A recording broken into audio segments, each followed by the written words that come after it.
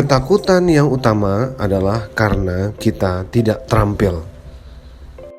Assalamualaikum, semangat pagi sahabat sekalian dimanapun berada.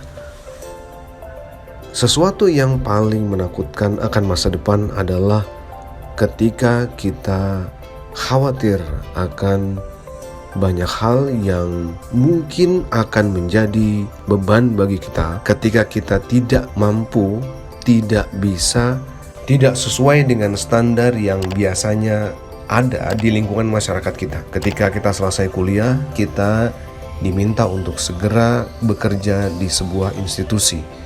Namun kenyataannya mungkin tidak sebaik itu.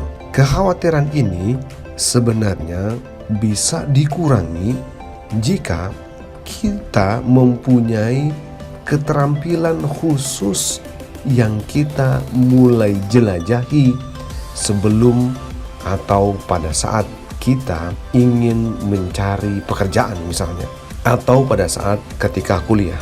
Artinya apa? Artinya pada saat itu diperlukan keinginan kita untuk mencari informasi, mencari training yang ada dimanapun itu. Menjadi jiwa pembelajar telah disampaikan adalah kunci kesuksesan bagi seseorang. Ketika dia sudah menjadi jiwa pembelajar, maka harus ada spesifik keterampilan yang bisa dia fokuskan. Keterampilan inilah yang akan kita bicarakan. Ada beberapa poin tips untuk kita fokus dan mendapatkan hasil dan manfaat yang optimal dari yang namanya keterampilan. Yang pertama, memilih 3 dari begitu banyak keterampilan yang kita sukai. Mengapa demikian? Karena keinginan kita untuk belajar mengenai banyak hal sangat tinggi di zaman informasi ini.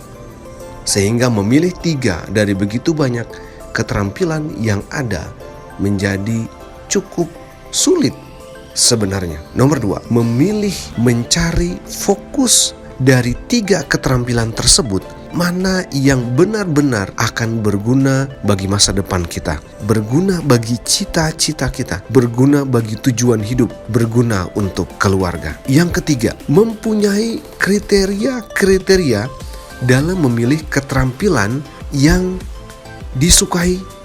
Misalnya, keterampilan tersebut saya sukai karena kegiatan luar ruangan. Keterampilan tersebut saya sukai karena berhubungan dengan multimedia. Cari keterampilan dan kriteria yang mengikutinya. Yang keempat, mencari pengalaman hidup sebelum mencari keterampilan. Maksudnya adalah selama dari mulai kita kecil sampai besar, kita tentu banyak kisah, banyak cerita, banyak pengalaman yang dapat mempengaruhi kita ke depan. Pertimbangkan hal ini dengan sebaik mungkin sebelum menentukan keterampilan mana yang akan kita fokuskan. Yang kelima, selalu mempunyai portofolio jika kita telah memilih keterampilan yang akan kita fokuskan untuk kita jadikan pegangan. Artinya adalah bahwa ketika kita memilih sebuah keterampilan, kita mulai mengumpulkan hasil dari keterampilan kita tersebut. Dan ini kita jadikan sebagai sebuah portofolio. Yang keenam adalah mencari sertifikasi dari keterampilan yang kita punyai. Artinya adalah bahwa ketika kita mempunyai sertifikasi dari keterampilan yang kita punyai, maka ada pihak dari luar yang terorganisir formal mengakui keterampilan kita tersebut. Dan ini menjadi bukti bahwa kita benar-benar terampil di bidang tersebut.